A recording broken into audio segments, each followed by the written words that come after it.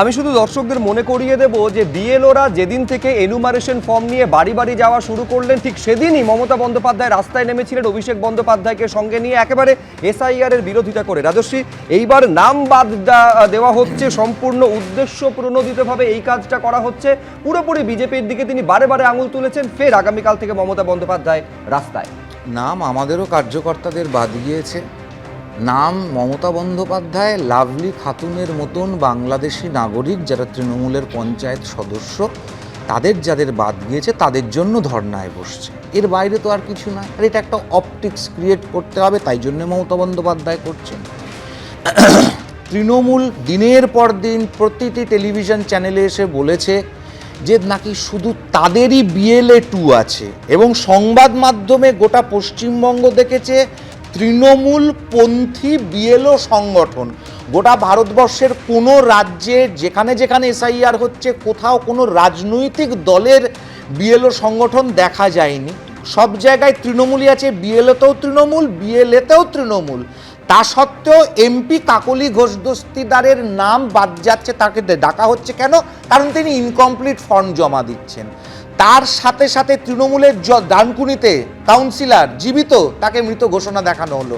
তারা দেখালো তৃণমূলের বিএলএ 2 কি করছিল, বিএলও কি করছিল যে বাড়িতে ফর্ম জমা দিতে গেছিল।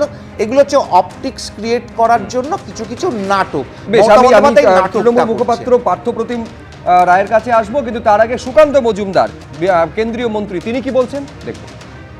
মমতা বন্দ্যোপাধ্যায় প্র্যাকটিস করছেন, কারণ এরপরে উনি বিরোধী দলনেত্রী হয়ে যাবেন, তখন ওনাকে ধর্নাতে বসতে হবে বিজেপির মুখ্যমন্ত্রীর বিরুদ্ধে। তাই এখন থেকে প্র্যাকটিস করছে। ভোটার লিস্টের নাম, ভোটার লিস্ট তো কমপ্লিটই হয়নি এখনো তো আন্ডার অ্যাডজুডিকেশন আছে, সেগুলো বিচারপতিরা বিচার করবেন। সুপ্রিম কোর্ট স্বয়ং দেখছে। মমতা বন্দ্যোপাধ্যায়ের যদি ভারতবর্ষের সংবিধানের উপর বিশ্বাস না থাকে, সুপ্রিম কোর্টের উপর বিশ্বাস না থাকে, নির্বাচন কমিশনের উপর বিশ্বাস না থাকে, তাহলে এই দেশে আছেন কেন? যে দেশের সংবিধানে বিশ্বাস করেন সেখানে চলে যান। 63 লক্ষ নাম বাদ গিয়েছে এবং 60 লক্ষের নাম বিবেচনাধীন তালিকায় রয়েছে। কিন্তু আমি বলছি পার্থদা, এই কাজটা তো এখন কমিশন করছে না, এইটা সর্বোচ্চ আদালতের নির্দেশে এবং কলকাতা হাইকোর্টের মহামান্য প্রধান বিচারপতির নির্দেশে বিচারকেরা করছেন। তার মানে বিচারকেদের বিবেচনার উপরেও কি আপনাদের আস্থা নেই? দেখুন, আস্থা জুডিশিয়ারির উপর আমাদের কমপ্লিট রয়েছে, কিন্তু কেন জুডিশিয়ারিদের ইনক্লুশন হলো, এটা তো নির্বাচন কমিশনের চরম ব্যর্থতা। এবং বলতে দ্বিধা নাই, রাজস্বী ভাঙা ভাঙা এক দুটো উদাহরণ দিল, কিন্তু সার্বিক যে উদাহরণ আমাদের সামনে রয়েছে, ছিটমহলের বাসিন্দা যারা ছিটমহল বিনিময় হয়েছিল 2015 সালে, কয়েক হাজার মানুষ কোচবিহারে তারা নব্য ভারতীয় হয়েছে 2015 সালে।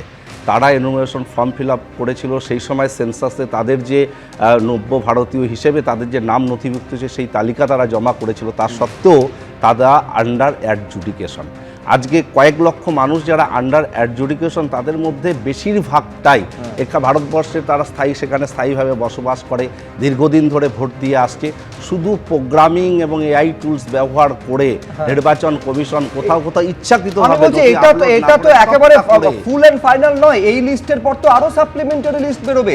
এই যে বিবেচনাধীন তালিকায় যেগুলো আছে তার মধ্যে যারা বৈধ এবং যাবতীয় নথিপত্র আছে তাদের নাম থাকবে, এটা সর্বোচ্চ আদালতের নির্দেশ। দেখুন, চূড়ান্ত ভোটার তালিকা বেরোনোর পর আন্ডার অ্যাডজুডিকেশন, এই যে নতুন যে শব্দ বন্ধ আমরা ভোটার লিস্টের ক্ষেত্রে এই প্রথম দেখছি সারা ভারতবর্ষে।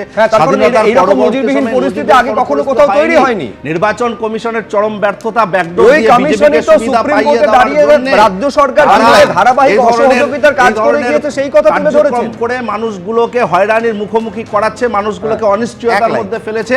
108 বছরের একজন বৃদ্ধ, তারও নাম আন্ডার অ্যাডজুডিকেশন।